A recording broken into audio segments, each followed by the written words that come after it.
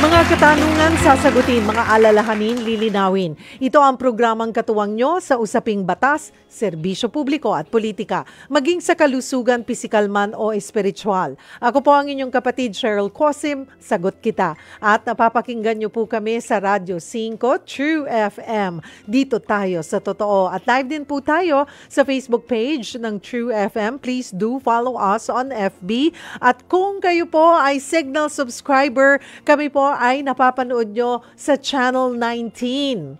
Tuwing Martes po ang ating serbisyo publiko mga kapatid at ang ating episode for today ay para sa mga kababayan nating nasa abroad. Sa unang bahagi po, pag-usapan muna natin ito nga pong tensyon sa Lebanon. Gagawing mandatory na ba ng pamahalaan ang pagpapauwi sa mga Pilipino? Ano naman ang nag-aamag din na tulong sa kanila dito po sa Pilipinas? Sa pangalawang bahagi po ng ating programa, tututukan po natin ang mga programa ng pamahalaan para sa Filipino immigrants. Ihanda na po ang inyong concerns dahil sagot ko kayo sa usaping serbisyo. Ang ating question of the day, mga kapatid, anong tulong ang kailangan ng mga Pinoy abroad? Or baka may mga concern po kayo, maaari po kayong dumulog sa amin, maaari nyo pong i-post yan sa ating live stream, or maaari po kayong tumawag sa ating tanungan hotlines, 8631-5788 or sa 8631-6674. Again, that's 8631-5788 or sa 8631-6674. Oras po natin, 8 minuto pangkalipas ang alas 4 ng hapon. Pinag-aaralan na po ng pamahalaan na isailalim nga sa Alert Level 4 ang Lebanon. Ibig sabihin po niyan, maaaring maging sapilitan na yung pagpapauwi po sa ating mga kababayan doon. Ito ay sa gitna ng lumalalang tensyon sa pagitan ng grupong Hezbollah at Israeli forces. Ang Hezbollah ay kaalyado ng Hamas na nasa giyera ngayon laban sa Israel. And on the line, makakasama na po natin sa ating linya ng telepono si Secretary Hans Leo Kakdak ng Department of Migrant Workers. Magandang hapon po sa inyo, Sec Kakdak. Thank you for answering our call. Magandang hapon, Ms. Cheryl, at sa inyo mga tagapakinig, tagapanood. Magandang hapon din po. Opo, at pinapaalala ko, Sec, ha, may utang ka pa sa akin. Hindi ka pa pumupunta dito. Opo, malaki pong utang. Opo. Sec, makikibalita lamang po kami. Ilan na po ba ang na-repatriate mula po sa Lebanon? Meron na po ba magmula nung nagsimula yung gulo? Mula nung nagsimula yung gulo, 356. Mm-hmm. And in fact, may 15 na dumating last weekend. Opo. And alam natin mula sa DFA and our Migrant Workers Office, our labor attaché in Beirut, that there are around 1,000 who applied. Kasi two layers yung proseso, no? Application, registration, and then tatawagan sila to confirm. Nung tinawagan sila, 45 ang nagsabi, ready na sila. Kaya't may napipintong 45 na pauwi. Hopefully, later this week. Kasi sa ngayon, sabi ni Ambassador, they are going through the immigration procedures in Lebanon, the 45. May balita na po ba tayo kailan po ipatutupad yung Alert Level 4? Yung alert, yes. Apo, go ahead, Sec. Yung Alert Level 4 ay under study by Sec Ricky Manalo and the DFA, our colleagues at the DFA. Under the law, it is the DFA that sets the alert level systems, alert levels. Ngayon, Alert Level 3, which is second to the highest, voluntary repatriation mode. Kaya yung panawagan ni Ambassador Balatbat over the weekend signified yung availment of the voluntary repatriation program. The President, since day one, na nangyari itong hidwaan noong October last year, talagang ang direktiba is to keep our citizens, our OFW safe in that part of the world, and therefore mag-provide ng free repatriation service and even post-arrival delivery of programs and services for returning OFW. So that's exactly what we've been doing. 356 ang nakauwi, 15 last weekend. At kumusta na po yung mga kababayan natin, yung 356 po na mga umuwi? Okay naman po sila, basta maayos silang sitwasyon kasi they would rather be safe and in our very own home soil and of course with the assistance that we provided, unprecedented yung assistance when they arrived, no, yung financial assistance of around 100,000 pesos from the DMW OWA side. Nandun yung health check-up and health follow-through ni Sec Ted Arbosa and the DOH, and Sec Rex Gatchalian came in with the social workers and livelihood and financial assistance as well. And then TESDA came in with free training vouchers para kung gusto nilang magsanay for any program and with any institution of their choice, TESDA accredited institution of their choice. Of course, si Sec Benny Laguesma also with the DOLE side for local employment. So, kompleto yung picture, kompleto yung kanilang mga availment of different kinds of government services. Mayroon po ako nakausap na kakababayan natin sa Lebanon and she's been working there for 33 years.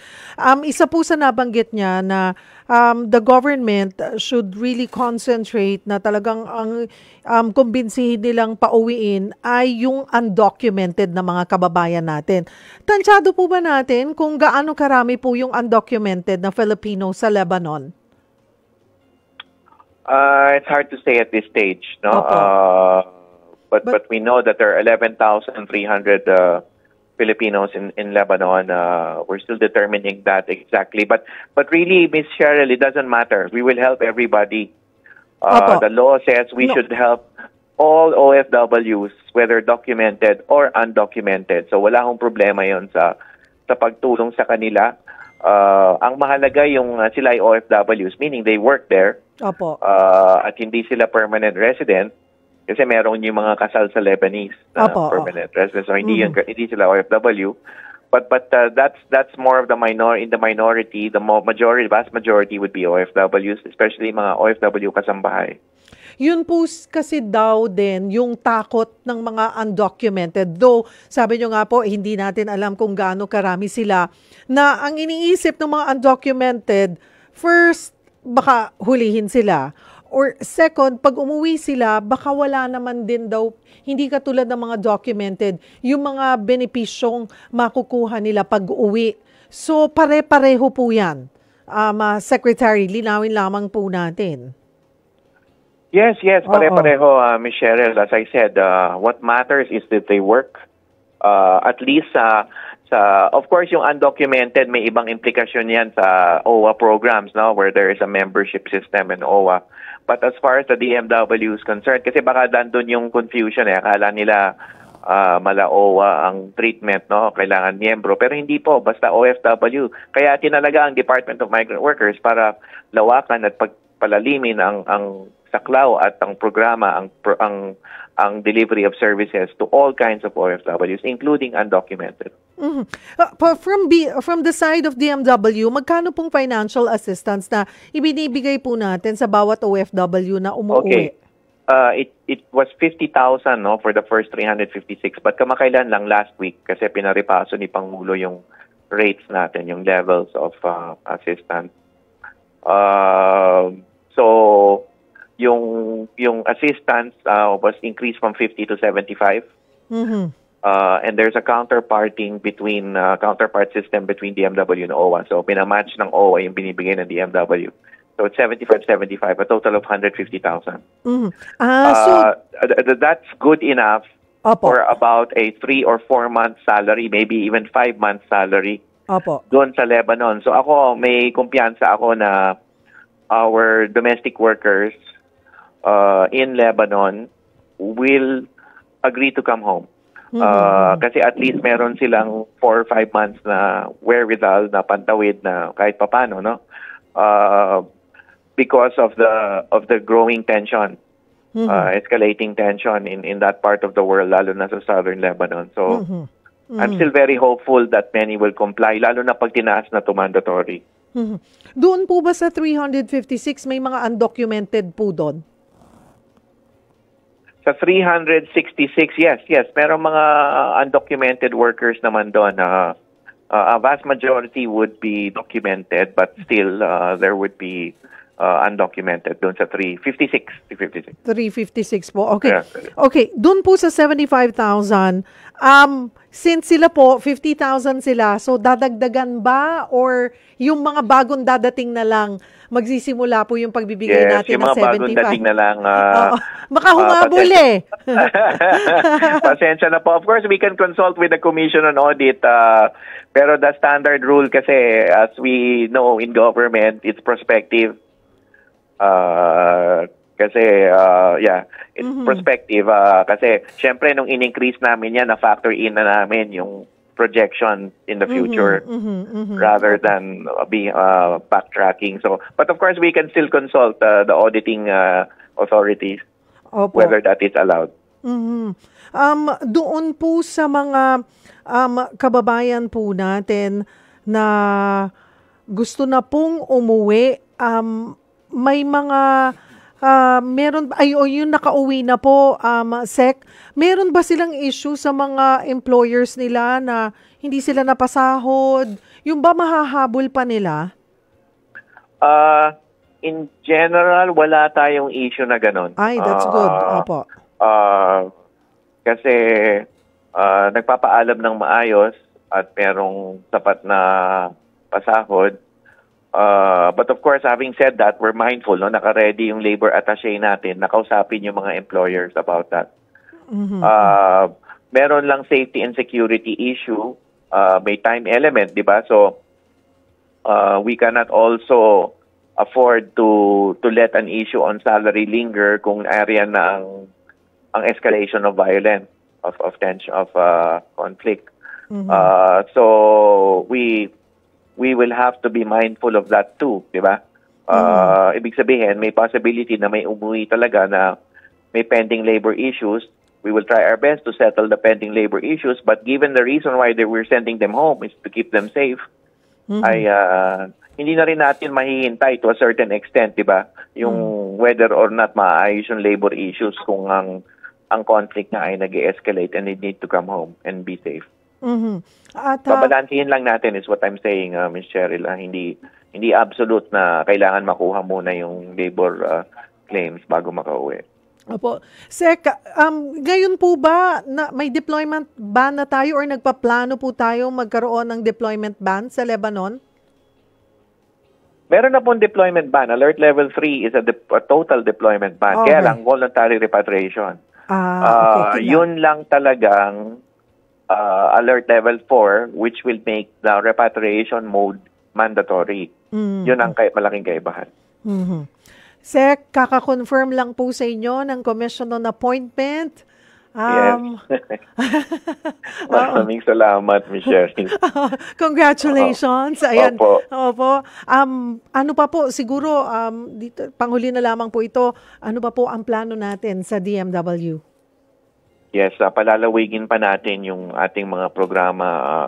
Tayo'y nakapagmana ng Assistance to Nationals program, which is essentially a legal assistance program from the DFA effective July last year. And our mandate there is to provide justice to OFWs who have been victims of crimes abroad, and also to defend OFWs who have been accused of crimes, commission of crimes abroad. So on both sides, legal defense and legal prosecution, we will be there. And yun ang ating may scorecard kami dine-develop ngayon. Halimbawa, meron tayong recent convictions sa rape ng mga perpetrators ng mga OFW victims, sa mga OFW victims natin na nasentensyahan ng 3 salarin. Hindi natin ginusto syempre na umantong sa rape ang sitwasyon, but still we managed to deliver justice to 3 OFW victims. So that's one, and then number 2 will be yung ating labor-related cases din naman na isusulong natin, na pararamdaman natin na ang manggagawa Pilipino deserves all the entitlements they need. They are workers. They are entitled to their proper compensation and other benefits. and those should not be taken away from them, lalo na kung nagtrabaho na yung ating worker. So, and then maybe ito, mahabang listahan, but to mention one more is yung bilateral labor relations. Inutusan tayo ng Pangulo natin na palalimin pa ang labor relations natin sa ibang bansa. Kasi ito ang isa sa mga susi sa pagbibigay ng karagdagang proteksyon sa mga OFWs. Di lamang Philippine government ang may responsibilidad at accountability, kundi host government, kasi nandun yung mga OFWs natin, nandun ang mga sistema ng adjudikasyon at labor complaints, etc. So, yan ang ating pangangatawanan. Among others, may listahan na Ms. Cheryl, such as reintegration na palalawigin natin. Di Pangulo, kahit saan kami magpunta, iniimbita niya yung mga Filipino community na manumbalik para maramdaman ang pagbabago, ang bagong Pilipinas, ang ekonomiya na lumalakas, ang mga trabahong binubuksan. So, reintegration is also a core strategy. Sek, mahaba yung listahan mo. Mahaba na rin ang utang mo sa akin. Pag-usapan natin yan. Sasamahan mo na ako dito next time, dito po sa studio, ha? Opo. Sige, Ms. Cheryl. Again, congratulations and congratulations po and all the best po, Secretary Hans. Maraming salamat. Ayan, maraming salamat po. Ingat po and God bless, Ms. Cheryl. DMW Secretary Hans Leo Cacdac. At this point, nasa linya po si DFA Undersecretary Eduardo De Vega. Yusek De Vega, magandang hapon po.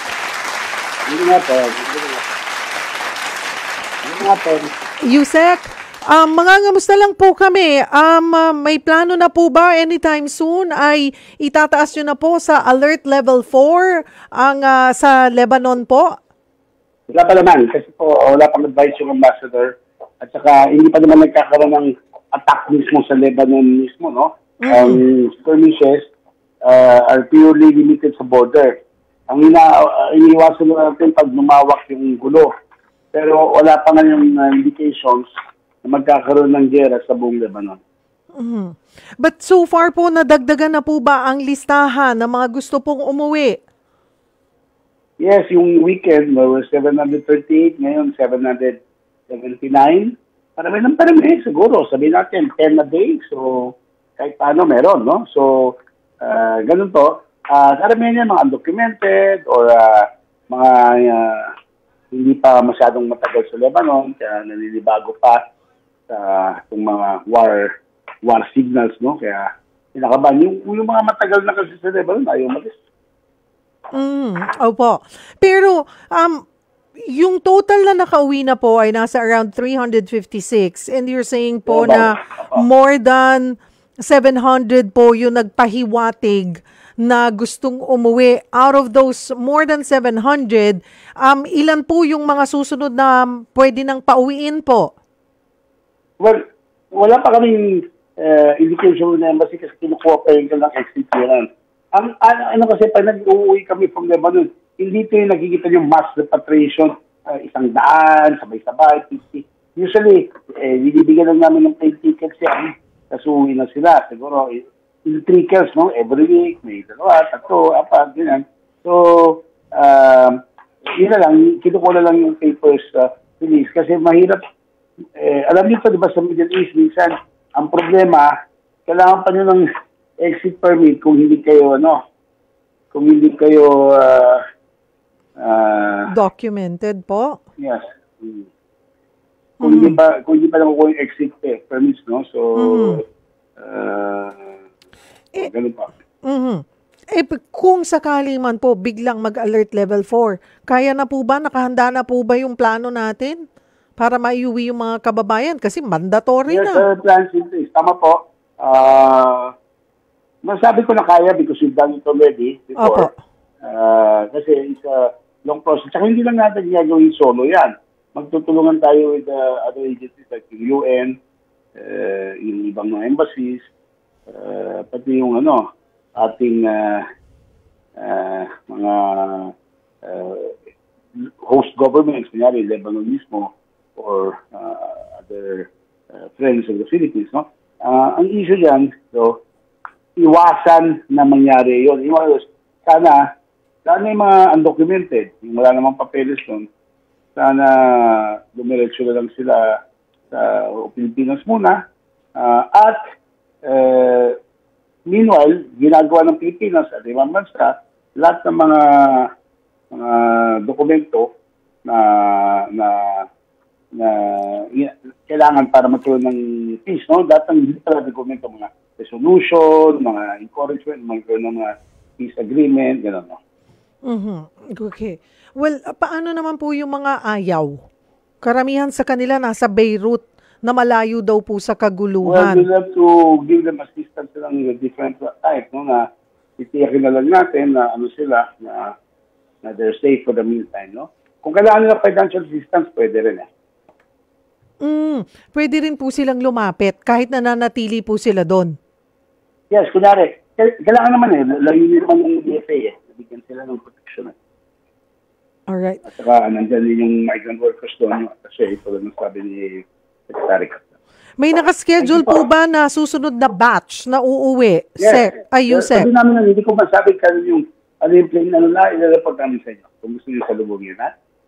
Pero tingin ko, ayaw na ang publicity, pero iba. Hindi ko matitiyak kailangan, pero we will report to you. Marami pong salamat, DFA. Hopefully, within this month, bago matapos ng buwan, meron pa tayong batch. Alright. Okay. Thank you for the update. Undersecretary Salamat po. Eduardo De Salamat Vega, po. magandang hapon Okay. po. Thank you. I'm very sad. Mamaya po ay magkakasama naman natin ang Commission on Filipinos Overseas. Kung kayo po ay may mga tanong o nais idulog, join us sa ating discussion. Maaari po kayong tumawag sa ating tanungan hotline sa 8631-5788 or 8631-6674. Huwag po kayo bibitaw. Magbabalik po ang programang Sagot Kita.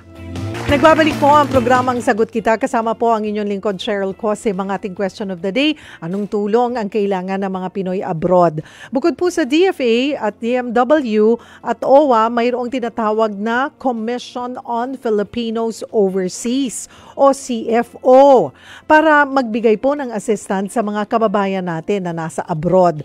Pag-usapan po natin yan at mas kilalanin natin kung ano mga ang role po talaga ng CFO. Kasama po natin Secretary Romulo Leo V. Arugay live dito sa studio. Magandang hapon, Sec. Thank you for coming. Magandang hapon po, Ma'am Cheryl Cosim.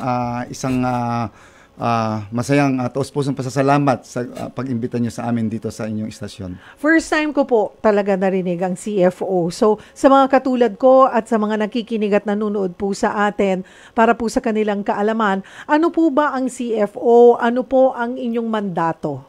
Well, ang CFO po or ang Commission ng mga Pilipino sa Ibayong Dagat or Commission on Filipinos Overseas, in short, CFO is an agency under the Office of the President. No? Under po kami sa opisina ng Pangulo ng Pilipinas.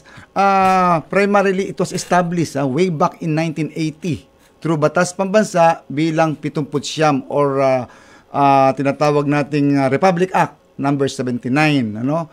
which is tasked to promote and uphold the interest, yung mga interest, kapakanan, yung mga welfare or tinatawag nating mga welfare ng ating mga mahal na kababayan na umaalis na to live permanently overseas, ano? Opo. At kung nakaalis na sila, we maintain the ugnayan or strengthening their ties with the motherland.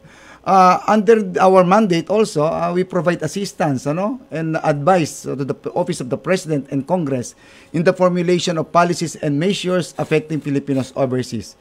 Kami rin po ang conduit o liaison ng mga Filipinos overseas kung ano man ay paparating nila dito, kung kailangan nila ng tulong o tulong na maibigay nila, ay kami po ang nagsisilbing conduit nila through the assistance or through the cooperation of other existing government agencies. Ano po ang kaibahan, pinagkaiba? Baka malito po kasi yung mga kababayan natin na, hindi pala DMW lang or OWA or DFA. Yeah, unang-una, it's high time para malaman ng ating mga nanonood at nakikinig dito sa Sagot Kita na programa. Ang Commission on Filipinos Overseas, kakaiba, It's a unique agency. Kasi po, ito po yung ahensyang tumutugon sa mga pangangailangan, Yung mga Pilipinong aalis na through mga tinatawag nating family reunification, yung petisyon, ng mga magulang, kapatid, o kamag-anak, o kaibigan, petisyon, i-sponsor ka. Tapos may mga marriage migrants yung mga maalis para mag-asawa na ng mga banyaga. At meron po mga independent migration. Yung kusang umaalis, ayoko na dito, o baka may pagkakataon akong umalis, baka manirahan muna ako sa abroad, ay dadaan po sa masusing proseso sa Commission on Filipinos Overseas. Therefore, in short, ito po yung mga permanent migrants na in the future. Okay? So in a way din po, Sec, parang para na rin to sa proteksyon ng mga kababayan nating mangingibang bansa. Opo. Ayun. Sabi niyo po kasi masusi talagang pagdadaanan nila. Ano po yung process na pagdadaanan? Bago ko po sagutin yung proseso, nabanggit ng pagkakaiba, ang DMW, nadinig niyo po kanina, sila yung mga workers. Or temporary migrants. Okay, temporary migrants sila. Sa madalit salita, sandali lamang sila sa abroad. Maybe 1, 2, or 3 years. At babalik sila sa bansa because of their contract. Kaya temporary migrants. At may mga irregular migrants naman na kung saan dating ayos ang mga dokumento nila, pero sa mga pangyayaring di natin inaasahan, nag-iba ang kanilang status. Okay.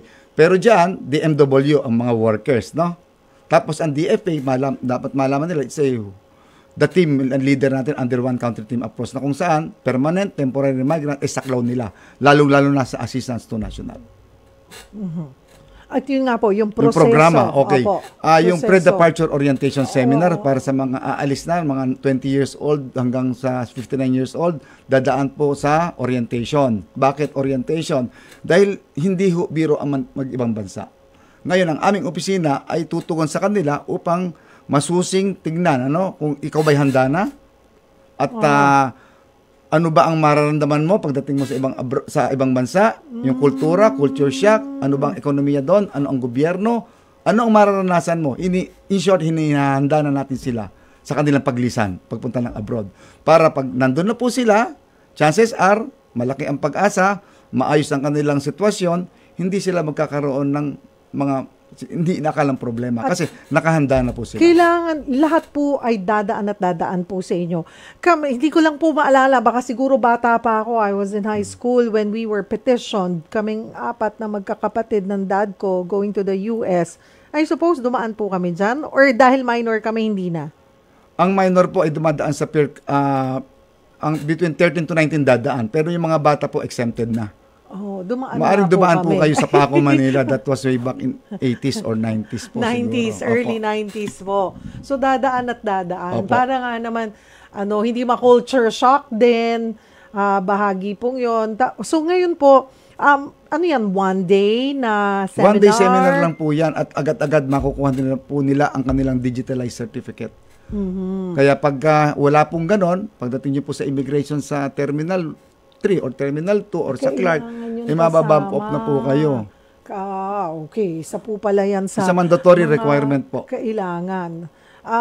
Ngayon po, since nasa inyo po yung datos, gano'n na ba karami po ang mga immigrants po natin o yung mga kababayan po nating nakalista na po sa atin ang mga Filipino immigrants? Under sa datos ng DFA at ng datos namin, kung sa lahat ng mga migrants na po, including temporary and regular migrants and irregular migrants, umaabot na po sa lagpas 10 milyong Pilipino overseas. Ang sa amin naman po ay 48%, 47% sa DMW, yung mga temporary migrants, at yung mga natitira po yung mga irregular migrants. Basta aabot na po, baka almost 15 million na rin po yan kung titignan natin talagang datos po yan. May epekto po ba yun? Nakikita nating epekto po yun sa ating bansa. Number 1 po, siyempre, masaya tayo dahil karamihan naman dyan, nagiging stable ang buhay at ang lakas po ng remittances ng ating mga modern day heroes, sabi nga nila, sa pagpapadala ng pera dito sa Pilipinas, not only yung mga binibigay sa kamag-anak, but through other philanthropic projects. Okay. After po, sabi nyo, talagang dadaan sa inyo yung mga lalabas ng bansa. Once makalabas po sila ng bansa, pwede nyo pa rin po bang tulungan, naaasistehan pa rin po ng Commission on Filipinos Overseas? Opo, lalo na po yung mga marriage migrants, kasi dumadaan din po yan sa guidance and counseling program ng aming tanggapan. So, sa makatuwid, pagka nagkakaroon sa ng problema, ay pinapaalam sa aming tanggapan. Pero kung sa ibang mga aspeto naman po, yung mga permanent migrants, nandun na sila, hindi na umuwi, we maintain what we call Ugnayan series. We go there abroad to commingle and talk to them regarding CFO's program at kung ano ang mai-contribute nila sa pamahalaan o sa kanilang bayang iniwanan. Puntahan po natin yung ilan pong mga programa ninyo sa CFO. Mayroon po kayong Kapwa Pilipino Program. What is this program po? Ay, lingkod sa Kapwa Pilipino Program. Ito po isang programa ng aming tanggapan na kung saan itong mga ating mga mahal na kababayan na medyo nakatamasa na ng magandang buhay ay naglilingkod, yung mga tinatawag ng Linkapil, na kung saan po sila ay nagdo-donate, nagpapamahagi ng kanyang technology o financial na assistance sa ating mga depressed areas, yung mga nangangailangan tulong ng mga barangay. Halimbawa dito po, yung mga ibang naabutan kong proyekto dito sa mga pagpapatayo ng mga paaralan. Dahil alam nila na ang bansang Pilipinas ay medyo kulang sa silid-aralan, nakikita ng ating mga kababayan sa abroad, sa Amerika particularly, isa sa pinakamalaking migrant ng USA, nagdo-donate po sila ng mga school buildings, kino-course po sa CFO. Sa amin dumidiretso yung kanilang donation o dumidiretso sa donee or sa recipient. However, ang aming tungkulin dun is to see to it that the projects are being realized in a proper way. Talagang tinututukan namin, we monitor the project until it is consummated. So pwede po na kunwari may mga grupo tayo ng mga professionals, sa iba't ibang bansa, sabi nyo nga po, karamihan yan sa Amerika. Kung nagpaplano sila or pwede silang, before they plan something na gusto nilang tumulong, pwede pong makipag-ugnayan and you could give them, assist them, na ito po yung mga maganda sanang projects na pwede nyo pong gawin kasi dito tayo mga nangangailangan. May mga ganun pong nag-i-inquire na mga groups, organizations. It's more of collaborative, ang tutulungan yan. Magsasuggest sila and then we also comment on their suggestion. Pero ang primordial consideration po dito ay yung gusto nilang ipabahagi sa mga nangangailangan. Tulad yan, yung mga Katrina, meron na po lumapit sa amin from Australia na kung paano po sila makakatulong sa mga nasalanta ng bagyong Katrina dito sa NCR, medyo malala ang tinamasa natin dyan. Meron na po kami natanggap na inaayos na programa sa pagtulong sa tinatawag naming lingkod sa kapwa Pilipino or Linkapil. Paano po sila reach out po sa inyo? Meron ho ba din kayong satellite offices sa iba't ibang bansa or dumidiretso na po sila dito? Dumidiretso na po sila dito. Nabanggit niyo po yung satellite office, Dati po meron kasi sa Estados Unidos, but for unknown reason nawala. Kasi doon sa pinakamalaki. Opo. Pero ngayon po sa aking panunungkulan, nakahingi po ako ng budget po para dito sa pagpapatayo ng satellite office sa Tokyo, Japan, na kung saan ay napakataas ng marriage migration. Kaya naisipan ko na doon ilagay ang tinatawag naming Service Immigrant Office sa Tokyo, Japan at susunod na po ang America maybe next year. At meron din kaming satellite offices po sa Davao at Cebu at kamakailan lamang ay nagkaroon kami ng inauguration sa aking panunungkulan ay nagsuggest ako at naibigay naman ng Kongreso ang pondo para makapagpatayo at napatayo na namin ang bagong opisina sa siyudad ng Baguio. Alright. So lumalawak na po at least, hindi na lamang iisang opisina na sasadyain pa po sa Quezon City. Yes, at pinaplano ko na rin po by the early next year ay ipatupad na rin ng Kongreso ang aking hiling na makapagpatayo sa puso or heart of Mindanao sa Cagayan de Oro City. Ayan. Mukhang magaling po kayong manghikayat. Nabibigyan po kayo ng budget. Kasi po para sa welfare naman talaga ng ating mga kapatid na Pilipino. Opo. May papel din po kayo, Secretary, sa ginagampanan sa Philippine School Overseas. Ano po to? Pakipaliwanag nga po. Isang napakagandang katanungan. Ito pong Philippine School Overseas, ito yung mga paaralan na itinayo sa labas ng bansa, pero angkop dapat sa rule or batas ng host country. Pero ang mga maganda rito ay yung curriculum po ng K-12, yung grade 1 to 12, ay curriculum provided by the Department of Education, yung DepEd. Curriculum po ng Pilipinas ang itinuturo doon. At karamihan po dito ay nakakonsentrate sa gitnang Asia o sa gitnang Middle East, gitnang silangan ng mundo. At meron din sa part ng Europe, particularly sa Italy and Greece, part of Southeast Asia, sa Cambodia, At karamihan po dito ay talagang sa Middle East na kung saan ay napakalakas ng antas ng mga OFWs and OFs doon sa Middle East country. Meron na pong mga 30 Philippine School Overseas. Ano? Ito po, kami po ay nagsisilbing secretariat dito sa Association ng mga Overseas Schools. Ano? Ito po, parang napakaganda. Then, siyempre, may mga anak itong mga mahal nating kapatid sa abroad. Dala-dala nila, mag-aaral po doon sa Philippine School Overseas. At ang maganda rito ay ang kanilang reintegration when they come back to the Philippines regardless of their year level. For example, grade 7 na tapos pupunta na rito para mag-grade 8, wala na siyang adjustment, reintegrate parang wala lang.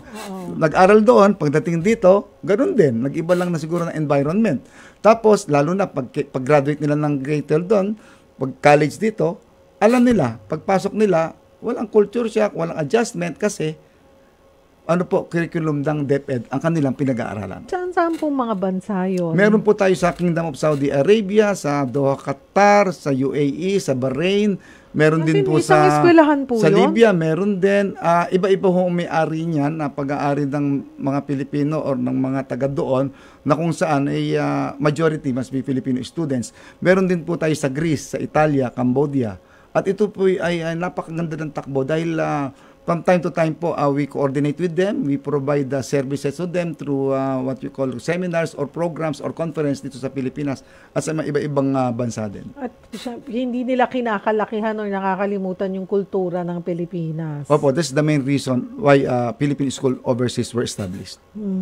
Mayroon din daw po kayong Balink Bayan. Ayan, Balink Bayan Portal. Ayan, para sa mga LGU ng overseas Filipinos. Ano po itong Balink Bayan Portal? Ito isa sa pinakamagandang programa ng Commission on Filipinos Overseas. Meron tayong tinatawag na Balik Bayan, physical arrival, di ba? Balik Bayan, bumabalik.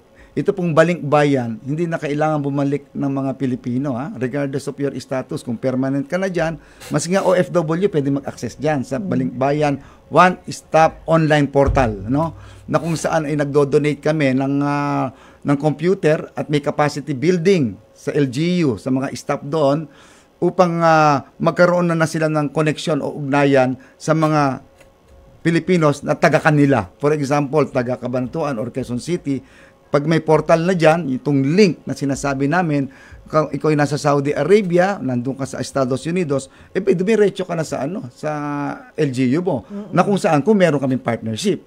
Ngayon, pag ano ba gusto mo? Gusto ko mag-donate gusto ko mag-donate o magtayo ng business.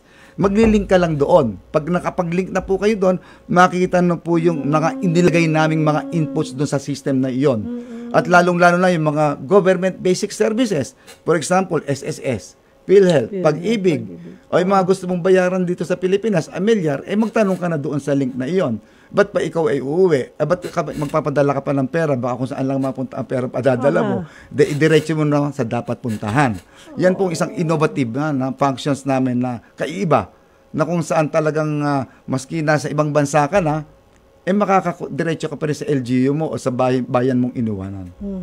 At nananatili pong problema po yung human trafficking. Marami po yan, mga nakakakilala online, tapos papakasalan. Minsan, hindi na iniisip ng mga kababayan natin if it's safe or gano'n na nakakilala yung kanila pong yung kanilang aasawahin. Kaya nagtatag po kayo ng action line. Tama po ba ako? Ano pong services ito? Ito pong 1340 hotline o pambansang hotline laban sa human trafficking na kung saan pwede magdulog o magsumbong ang ating mga kababayan at ang mga nabibiktima nito ay dali lamang na magsumbong sa 1343 hotline at may sasagot po agad diyan. Kami din po kasi hotline ulit? 1343 hotline. 1343. Pag outside Metro Manila, 02 idagdag, Apo. Pero kung sa Manila kayo, diretso na sa 1343, diretso na niya may sasagot. At gusto ko rin malaman ng ating mga nanonood at nakikinig, ang Commission on Filipinos Overseas is the chairman, Kami po yung namumuno sa Advocacy and Communication Committee nito Interagency Committee Against Trafficking. Kami po ang nagpapadala ng mga massive information campaign through our programs like the community education program na kung saan ay lumalapit kami sa mga bayan-bayan, sa mga LGUs upang ipahatid sa kanila ang pros and cons of migration, no? At doon binabanggit na rin namin ang mga programa na kung saan nilalabanan natin itong krimen ng human trafficking. Tapos meron po kayong community education program gaya ng ginawa nyo po recently sa Pangasinan. Uy, Opo. ako po'y taga-Kalasyaw. Masantos galing ako doon. Sarap ng puto nyo. Kabuasanid si kayo. Oo, doon kami kilala. Puto at kutsinta. Yeah, number 1. Dumaan kami sa Dalis yata yun eh. Kami, Sikat yun. Opo, doon po kasi Malapit sa may church po, sa may Senior Yung Tesoro, magandang doon, church. diretso po yun na maraming pwesto na mga putot kutsinta doon. Yes, galing Ito kami po. actually, nag-stop over ako dahil lang sa puto na yan. Ay, tama po ang ginawa nyo. Yes, Kundi magsisisi kayo. Kasi dito may iba yung Kalasyaw Iba, talaga. iba po, Gaya ng Napunta kami sa napunta pagkain ni puto Sir. Ayun Eh, nga masarap po. kasi. Yung community education Yan, program. Okay. Galing po kami sa Pangasinan, particularly sa siyudad ng Urdaneta at San Carlos. Napakagandang San bayan Carlos. at napakasarap ng mga bangos. No? Oo. CEP, Community Education Program, ito po yung isang programa namin na kung saan talagang sinusuyod namin yung mga lugar na kung saan mataas ang antas ng migration. Number 1 ang Pangasinan sa Region 1. Pero ibig sabihin nun, kaya nagpunta na kami doon, kaysa pumunta na sila sa amin at that particular time, nagkaroon kami ng mobile PDOS, nagkaroon kami ng guidance and counseling orientation doon or program, at PDOS, yung Pre-Departure Orientation Seminar, doon na nagpunta yung, imbis na pumunta sa Maynila, nag-ikot na kami doon. At nakipag-unayan kami sa mga kapulisan, ng pulisya ng siyudad ng Urdaneta at ng San Carlos, na kung saan nakipagtipon-tipon kami sa kanila upang humingi ng tulong, assistance sa kanila, na kami tulungan, itong gobyerno natin upang palakasin or paigtingin ang laban dito sa human trafficking. Samantalahin ko ng pagkakataon na ito na hinihiling ko sa ating mga kabayan na magtulungan tayo dahil wala pong lugar itong human trafficking dito sa ating society, no? At nagkakaisa kami dito ng ibang ibang ahensya ng gobyerno upang kitilin at sugpuin itong mga gumagawa ng human trafficking na ito. Secretary, yung pong eleksyon malapit na, andyan po yung ongoing, yung voters registration. May ginagampanan po ba kayong role? Opo, may malaki kaming role dyan sa CFO. No? Actually, nagkaroon kami ng lagdaan with the chairman ng Commission on Filipinos Overseas, si Chairman Garcia, na kung saan naglagda kami ng agreement, magtatayo ng parang opisina ang COMELEC until September 30. Kasi magkakaroon na po tayo ng midterm election na kung saan yung mga umaalis na Pilipinos na dumadaan sa aming opisina ay nagre-rehistro na. Dahil pagdating nila sa kanilang mga patutungang bansa at election time, sila po ay makakaboto sa midterm election sa senatorial at party list system election. And so far po, ano pa po yung mga dapat? Napakarami nyo na pong mga programa. May mga plano pa po ba kayong dagdag na programs? Ano pa po ang maaasahan sa inyong ahensya? Gaya po ng yung paigtingin at palawakin at palakasin itong welfare and interest ng ating mga mahal na kababayan, mga overseas Filipinos. At lalong-lalo na po, pagtatayo at palawakin, sabi nyo nga, first time yung nadinig. Ngayon, yes. Talagang isa sa ulo ko ngayong araw, isa sa puso ko na ang pagpapatayo ng mga additional satellite offices sa ibang lugar ng Pilipinas at sa ibang bansa, mga immigrant service attaché. At syempre, sa branding ng Bagong Pilipino at Bagong Pilipinas at ang mainstreaming nito, ng aming ahensya at pakipagtulungan sa ibang ahensya sa pagsugpo itong mga krimen laban sa mga Filipinos overseas at maski mga taga rito na nabibiktima, hindi pa nakakaalis, nabibiktima na. Yan ang dapat bigyan ng pansin ng ahensya ng CFO at ng ibang ahensya na about mga migrant serving agencies. Sa yan, patuloy na pag-antabay at pagmamonitor ng mga kalagayan ng mga Filipinos overseas, ikaw man ay permanent migrants, temporary migrants, irregular migrants, ay nandito ang Commission on Filipinos Overseas upang tumugon at makipagtulungan din sa ibang ahensya under one country team approach. Secretary Arugay, nabanggit nyo po, hindi pa nakakaalis na biktima na. Ano kadalasan? Paano, at least, okay na rin yun. At least, kesa nalaman nila na biktima sila pag nandun na sila sa bansang yun. Paano, may mga times ba na habang nagsiseminar sa inyo na didiscover nyo na, teka, sandali lang, parang hindi ka dapat umalis, or teka, sigurado ka ba dyan sa pinapasok mong yan or pupuntahan? Opo, napakatotoo po niyan. At during the orientation seminar or guidance and counseling, nandidiscover na po ng CFO yung magiging resulta ng kanyang pag-alis. Dahil doon pa lang nakikita na namin ang problema. Halimbawa, ito na naman, may mga bagay akong dapat ipaalam na may mga ibang tao na nag-entice, no? Mag-asawa ka dito sa Japan, ganito, tapos nung pala, magiging biktima ng yung, nahuhuli na po namin yan. In fact, we are already coordinating with the proper agency on this. Meron na po kami na-discover lately, and now we are doing our part na in coordination with the law enforcement agency na medyo may katiwalaan itong ginagawa ng mga taong ito na binibiktima na ang kliyente namin na dumadaan na sa amin. Meron po yan. Marami na rin kaming nababump up dyan dahil mga fake certificates. Nambibiktima rin itong mga... Chine-check nyo rin po yun? Opo. Kasi parang ina-assistehan nyo. Siyempre, gusto nyo pagdating sa airport, maayos lahat, hindi na sila magkakaproblema. At least, double check nyo na, may kulang pa kayo, baka hindi kayo makaalis na na-assistehan po. Yan po ang napakagandang programa namin dahil bago po sila umalis at sinasabili na rin namin nila kung ano ang mga dapat dalhin bago tumugtong ng paliparan o kung saan man sila sasakay. Na-scrutinize na namin ang mga dapat nilang kailangan bago umalis. At habang in-scrutinize nyo, nakikita nyo yung mga peke. Yes, nahuhuli naman sila. Peke. Ako, masaya ako dahil meron kaming interoperability partnership o yung mga data sharing agreement with the BI. Digitalized na po kasi tayo, no? The moment na sa passport o sa i-digitalize na yung certificate.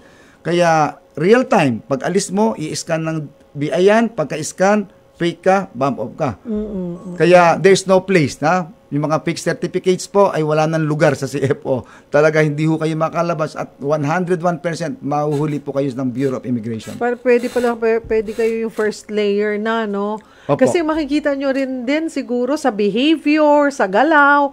Alam mo, pag merong hindi tamang ginawa or parang may peke dun sa kanyang mga dokumento, mapapansin mo sa mga galaw nung isang tao, diba? Opo, makikita po kasi may mga series of events yan Mahuhuli mo kung ito ay dumaan sa, meron ka dumadaan sa isang solemnizing officer, kasal. Tapos makikita mo, bakit parang pare-pareho? Magsususpecha ka na dyan. Nahuhuli. Kaya sabi ko nga, there's no place for illegal activities dito sa aming tanggapan. Puntahan ko lamang po, wala na po pala tayong oras.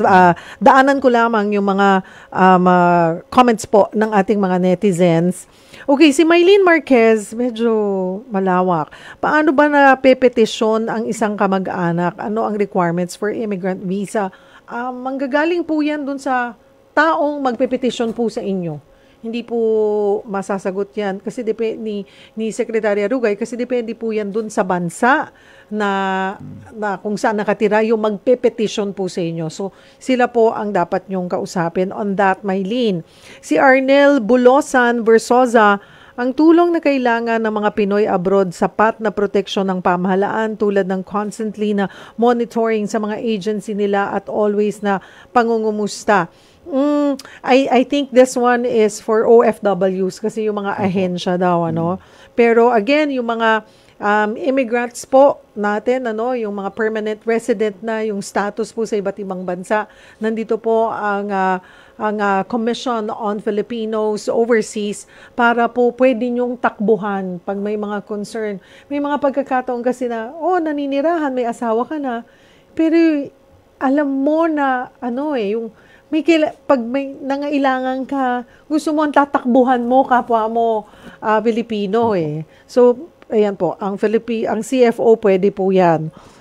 Si Miriam Edanyo, I think ang tulong na ibibigay sa mga pinapauwi galing, ito po sa kanina sa napag-usapan natin, pinapauwi galing Lebanon ay pangkabuhayan para matulungan naman po sila, especially mga pamilya nila. O tama, Miriam, katulad po ng sinabi kanina ni Secretary Hans Leo Kakdak, ay Ang DMW, nagbibigay po yan ng 70, yung mga dadating, yung mga next batch ay 75,000. Of course, when you're documented, may counterpart, bibigay po yan ng OWA din ng another 75,000. So that's around 150,000.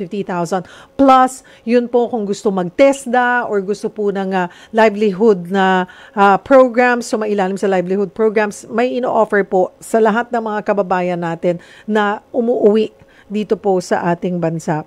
Si Marilyn Serna, para sa akin, ang tulong na kailangan ng mga Pinoy abroad ay ang paghigpit ng requirements ng mga foreign employers para makakuha ng mga manggagawa dito sa Pilipinas for security purposes.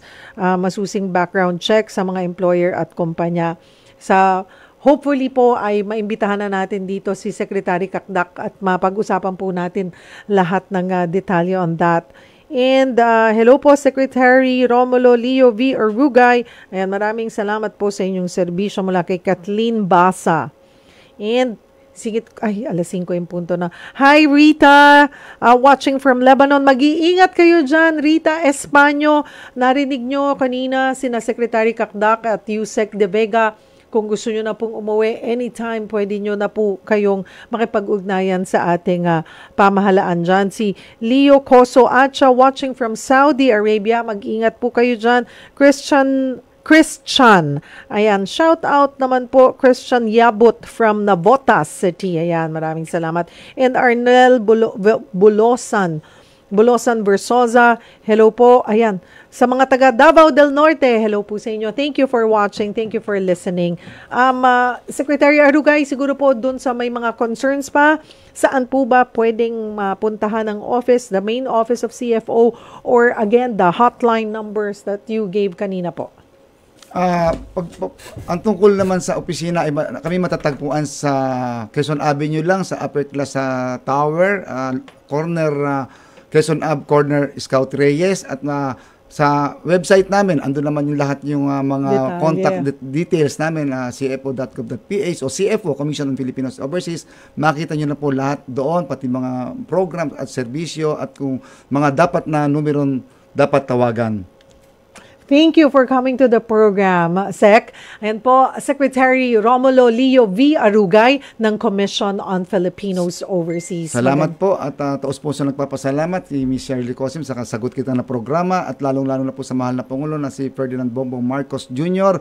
sa kanyang patuloy na pag-alalay sa overseas Filipinos. Magandang hapon po sa ating lahat. Magandang hapon po. At dyan po nagtatapos ang isang oras na tanungan at sagutan. Ako po ang inyong kapatid Cheryl Cosim. Sagot kita.